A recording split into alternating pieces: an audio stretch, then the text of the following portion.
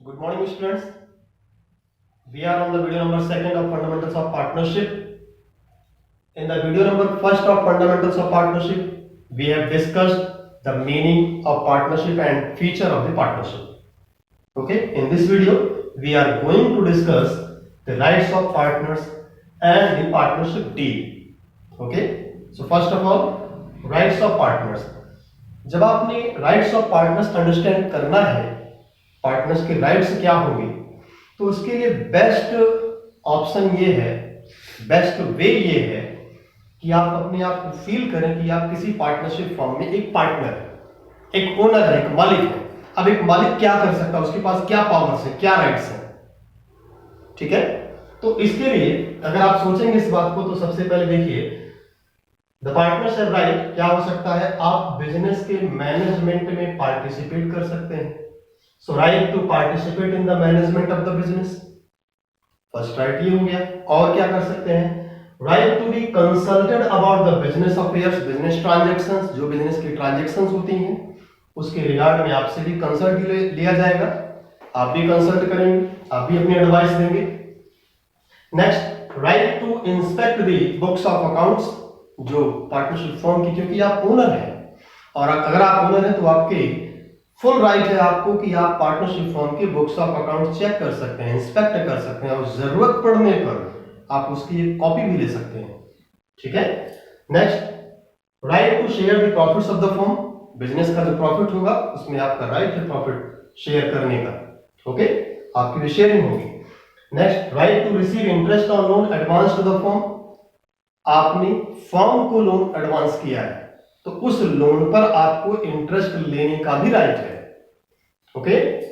Next, अच्छा किस rate से लेने का राइट है इंटरेस्ट, जो भी एग्रीड रेट होगा, जो पार्टनरशिप डीड में रिटर्न में जो भी होगा वहां पे जो भी रेट लिखा होगा उस रेट से मिलेगा, और नहीं है तो फिर 6% पर एनम, वो थोड़ा सा बात की बात है, वो हम लेटर ऑन डिस्कस कर लेंगे।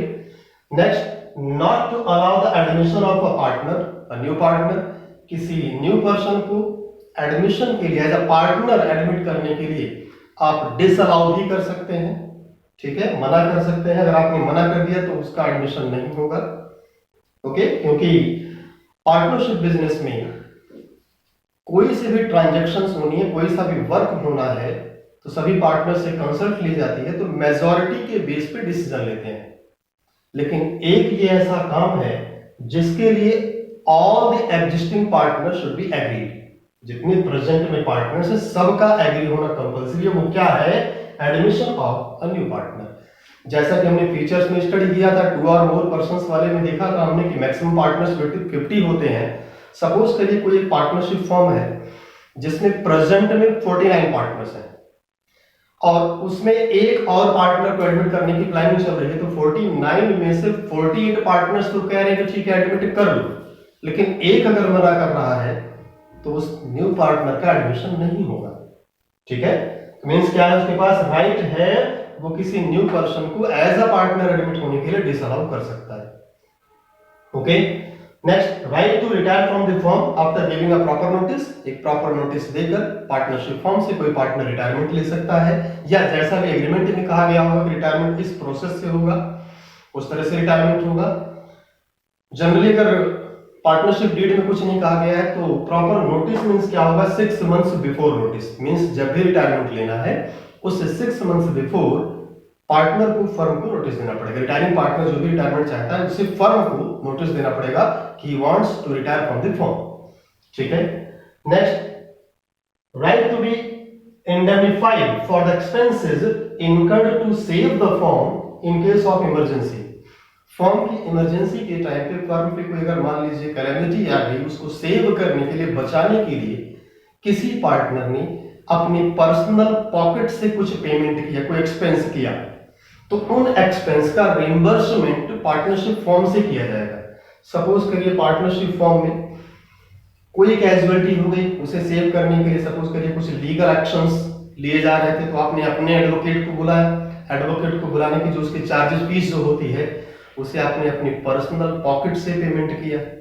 अब पर्सनल पॉकेट से पेमेंट किया, उस टाइम पे अदर पार्टनर्स नहीं थे, आपने उनसे कंसल्ट भी नहीं किया, बिना कंसल्ट किए आपने पेमेंट कर दिया, तो वो पार्टनर्स आएंगे तो आपको वो फीस जो आपने पेमेंट की थी पर्सनल पॉकेट से, फर्म के लॉकर से निकाल के आपको पेमेंट किया जाएगा, या फर्म के बैंक अकाउंट से आपको पेमेंट किया जाएगा।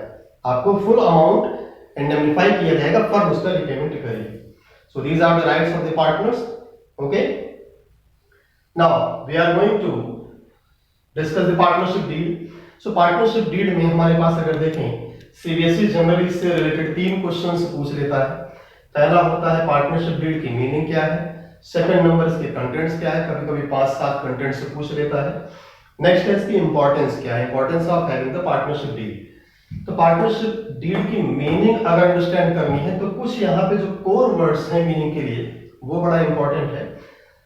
सबसे पहले पार्टनरशिप डीड क्या है, written legal document, legal document है, रिटन में है, ओरल है तो डीड नहीं है, और रिटन भी होगा तो स्टैम्प पेपर पर होता है ना, तहसील में जाके प्रॉपरली वहां हम स्टैम्प पेपर लेते हैं और उस पर राइटिंग में सारी जो टर्म्स कंडीशंस होती हैं, आगे क्या लिखा, contains terms conditions and agreements, जो टर्म्स कंडीशंस एंड एग्रीमेंट्स होते हैं वो लिखे जाते हैं उसमें। और किसके बीच में टर्म्स कंडीशंस एग्रीमेंट्स किसके बीच में होने चाहिए, अमंग दी पार्टनर्स, पार्टनर्स के बीच में।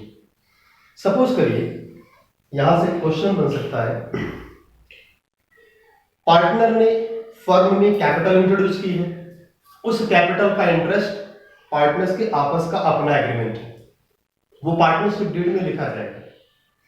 पार्टनर ने फर्म को लोन दिया है या फर्म ने पार्टनर को लोन दिया है, उस लोन का इंटरेस्ट रेट वो भी पार्टनरशिप डीड में मेंशन किया जाएगा। पार्टनर किसी को किसी एक्स्ट्रा काम करने की सैलरी या कमीशन दिया जाता है, वो भी पार्टनरशिप डीड में आएगा, क्योंकि अमंग दी पार्टनर्स की बात है। लेकिन अगर मैनेजर है, पार्टनरशिप फर्म का मैनेजर है, उसकी सैलरी पेमेंट करनी है या उसको कमीशन देना है, तो वो पार्टनरशिप डीड का पार्ट नहीं है। ठीक है, हमने मान लीजिए फर्म ने बैंक से कोई लोन लिया है, तो उस लोन पर इंटरेस्ट का रेट वो पार्टनरशिप डीड में नहीं आएगा, वो लोन एग्रीमेंट में आएगा। ठीक है, तो यहां पे क्या है, अमंग दी पार्टनर्स जो एग्रीमेंट्स होंगे वही पार्टनरशिप डीड में आएंगे। And next thing is signed by all the partners. जो पार्टनरशिप डीड होता है, जो भी terms and conditions and agreements लिखे गए उन पे लास्ट में सभी पार्टनर्स क्या करते हैं, उस पे साइन करते हैं, सब पार्टनर्स के सिग्नेचर होते हैं। ओके, तो अगर आपको लिखना है पार्टनरशिप डीड की मीनिंग, तो इन कोर वर्ड्स से, इन इंपॉर्टेंट वर्ड से आप पार्टनरशिप की मीनिंग सेंटेंस में डिजाइन कर सकते हैं। नेक्स्ट है contents of partnership deed. Partnership deed के कंटेंट्स क्या पार्टनरशिप डीड में होगा, तो इसके लिए भी आप प्रैक्टिकली सोचिए कि आप अगर कोई पार्टनरशिप फॉर्म बनाते हैं तो उसके लिए आप जब कोई डीड प्रिपेयर कराएंगे, तहसील में जाएंगे, तहसील में स्टैम्प पेपर आपने परचेज किया, जो टाइपिस्ट होगा उस टाइपिस्ट से आप कहेंगे कि भैया एक काम करो हमारा डीड प्रिपेयर कर दो।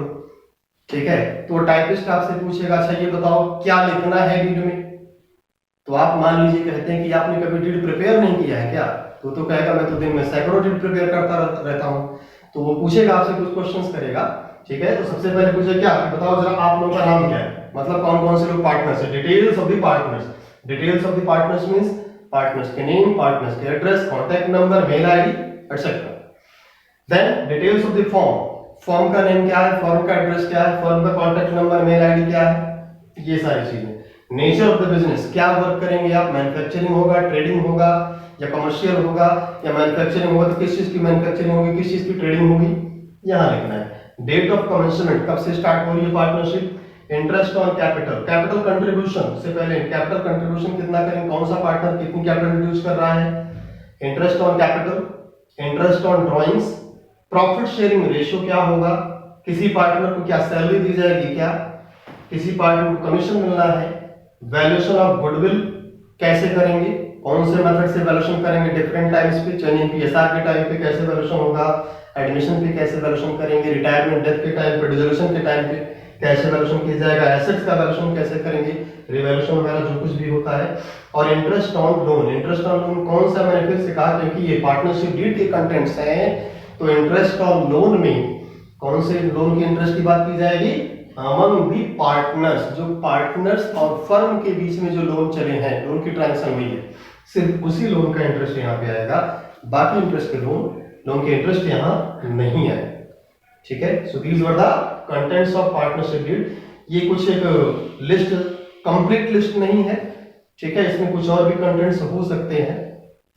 ओके, कि रिटायरमेंट का क्या प्रोसेस होता है, डेथ अगर होती है किसी पार्टनर की तो उस केस में बिजनेस कंटिन्यू करेंगे या नहीं डिसकंटिन्यू कर देंगे, ठीक है। इसके बाद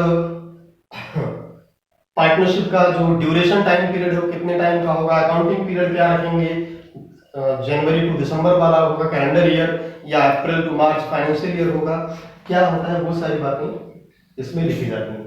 इसके बाद आता है इसकी इंपॉर्टेंस क्या है, importance of having the partnership deed. Partnership deed से क्या होता है, वैसे तो पार्टनरशिप डीड को प्रिपेयर करना कंपल्सरी नहीं है, it is not essential to prepare the partnership deed, ठीक है, लेकिन फिर भी डिजायरेबल है, अगर आप पार्टनरशिप डीड प्रिपेयर कर लेते हैं तो अच्छा होता है, ठीक है। तो क्या अच्छा होता है वही देखना है, इसकी इंपॉर्टेंस क्या है, इसके एडवांटेज क्या है।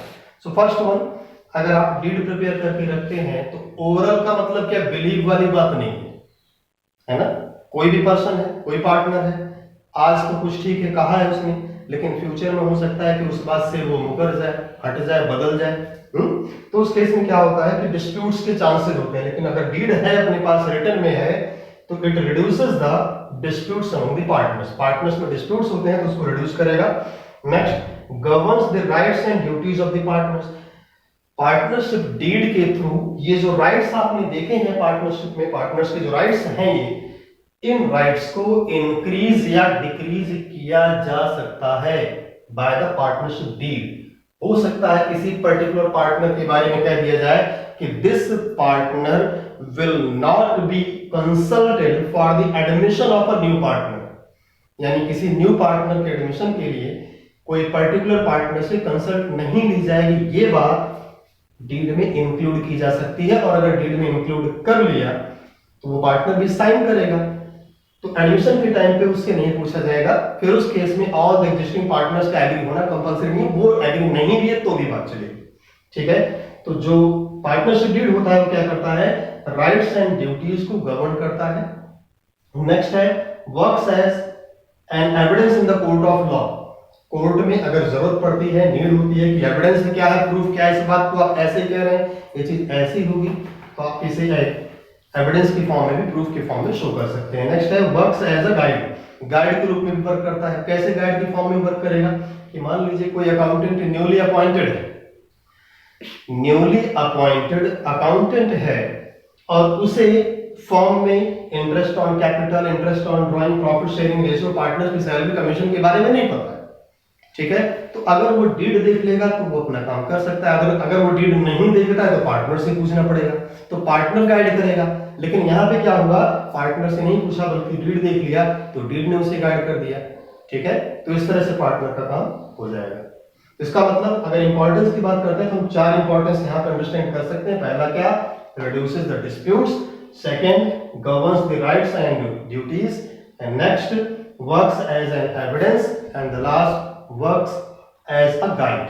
ओके, तो ये राइट्स और पार्टनरशिप डीड है। इसके बाद हमारा टॉपिक आता है provisions of partnership act 1932 in the absence of partnership deed. मान लीजिए हमें अकाउंटिंग का वर्क करना है, अकाउंटिंग का वर्क करना है और प्रॉफिट का डिस्ट्रीब्यूशन करना है, पार्टनर की salary, commission, interest on capital, ये सब देखना है, लेकिन डीड में ये बातें नहीं गिवन है।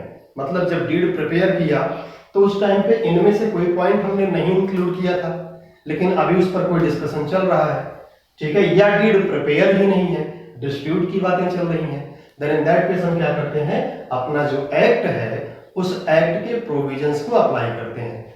ओके, तो वो क्या होंगे वो अब हम डिस्कस करते हैं। Okay, now we have to discuss the provisions of Indian Partnership Act 1932 in the absence or silence of partnership deed। तो हमारे अकाउंटिंग के प्रोसेस में हम देखें तो कुछ ये मैटर्स आ सकते हैं और इन मैटर्स के लिए हमें पार्टनरशिप एक्ट की हेल्प लेनी पड़ेगी। तो सबसे पहला है PSR, प्रॉफिट शेयरिंग रेशियो या लॉस शेयरिंग रेशियो। कैसे प्रॉफिट या लॉस डिस्ट्रीब्यूट करेंगे, तो अगर डीड में नहीं गिवन है, पहले तो डीड देख लीजिए भाई, पार्टनरशिप डीड क्या कह रहा है। डीड नहीं है तो पार्टनर से पूछ लीजिए, पार्टनर्स ने अगर आपस में एग्रीमेंट करके कोई रेशियो बता दिया तो वो चलेगा, लेकिन अगर वो भी नहीं, डिस्प्यूट की बात आ रही है तो उस टाइम पे आप इक्वली डिस्ट्रीब्यूट करेंगे। यहाँ पे एक बात बताने वाली ये है, suppose partners X Y Z हैं और इनकी कैपिटल कंट्रीब्यूशन एक्स की 10 लाख, वाई की 5 लाख और जेड की 3 लाख है। 10 lakh, 5 lakh and 3 lakh. During the year profit 9 lakh rupees का है। हमें इस प्रॉफिट को पार्टनर्स में डिस्ट्रीब्यूट करना है। क्वेश्चन में इतनी ही इंफॉर्मेशन है, X Y and Z are partners with capital contribution of rupees 10 lakh, 5 lakh and 3 lakh. During the first year, there was a profit of rupees 9 lakh. You are required to distribute the profit among the partners. आपने profit को distribute करना है। Ratio नहीं बताया है, profit sharing ratio नहीं है। Capital में अप एंड डाउन तो है, किसी की कैपिटल ज्यादा है, किसी की कैपिटल कम है। इसके पॉइंट ऑफ व्यू से क्वेश्चन आपको कंफ्यूज करना चाहता है कि कैपिटल रेशो में डिस्ट्रीब्यूट कर दो, लेकिन नहीं, कैपिटल रेशो में डिस्ट्रीब्यूट करने का कोई एग्रीमेंट नहीं है। तो ऐसे केस में कोई पर्सन ज्यादा कैपिटल कंट्रीब्यूट करे या कम कैपिटल कंट्रीब्यूट करे, इससे हमें कोई मतलब नहीं है। हमें क्या करना है, प्रॉफिट को डिस्ट्रीब्यूट करना है इक्वली, या लॉस हुआ वो भी इक्वली। कंफ्यूज करने के लिए क्वेश्चन ये भी कह सकता है कि X devotes 6 hours into the business, Y devotes 4 hours into the business and Z do not participate regularly into the business, ये भी कह सकता है। मतलब इस टाइम पे आपको कंफ्यूज करना चाहता है क्वेश्चन क्या कि आप एक काम करो, टाइम डिवोशन के रेशियो में बांट दीजिए प्रॉफिट को। ये भी नहीं करना है आपने। क्या करना है उस केस में, जब तक क्वेश्चन इस बात को स्पेशली ना कर दे क्या कि आप प्रॉफिट को टाइम डिवोशन के रेशियो में डिस्ट्रीब्यूट करो या कैपिटल कंट्रीब्यूशन के रेशियो में डिस्ट्रीब्यूट करो, तब तक आप वो काम नहीं करेंगे। आप कैसे करेंगे, प्रॉफिट या लॉस को इक्वली ही डिस्ट्रीब्यूट करना है। Okay, got the point. Number next, interest on capital partnership deed में नहीं है, ठीक है। डिस्प्यूट की बातें चल रही है तो हम कोई भी इंटरेस्ट ऑन कैपिटल पार्टनर्स को अलाउ नहीं करेंगे। इंटरेस्ट ऑन ड्राइंग्स, पार्टनर्स ने कम ड्राइंग की है, ज्यादा ड्राइंग्स की है, उस पे हम इंटरेस्ट ऑन ड्राइंग चार्ज भी नहीं करेंगे। नेक्स्ट, पार्टनर सैलरी और पार्टनर्स कमीशन, तो पार्टनर की सैलरी या कमीशन भी अलाउ नहीं किया जाएगा, ठीक है। चाहे कोई ज्यादा काम करता हो, फुल टाइम रहता हो या पार्ट टाइम में रहता हो या आता ही ना हो, है ना, स्लीपिंग पार्टनर हो, तो किसी कोई सैलरी नहीं दी जाएगी अगर एग्रीमेंट में नहीं है तो। नेक्स्ट है interest on loan advance to firm, partner ने फर्म को लोन दिया है और उस लोन पर इंटरेस्ट का रेट डिसाइड नहीं हुआ, एग्रीमेंट में नहीं है, then in that case 6% per annum के रेट से उसे इंटरेस्ट दिया जाएगा और ये इंटरेस्ट चार्ज अगेंस्ट प्रॉफिट होगा। और नेक्स्ट आता है interest on loan advance to partner by firm, firm ने पार्टनर को लोन दिया है। आपकी इस वाले में क्या था, फर्म ने लोन दिया था, लेकिन यहाँ पे क्या है, फर्म ने लोन पार्टनर को दिया है, तो उस लोन पर फर्म इंटरेस्ट लेने के लिए उसे चार्ज नहीं कर सकती, कोई भी इंटरेस्ट चार्ज नहीं कर सकती है अगर डीड में नहीं है तो। लेकिन अगर डीड में है, एग्रीमेंट में है, वो इंटरेस्ट चार्ज किया जाएगा। Okay, got it. तो आज की वीडियो में बस इतना ही।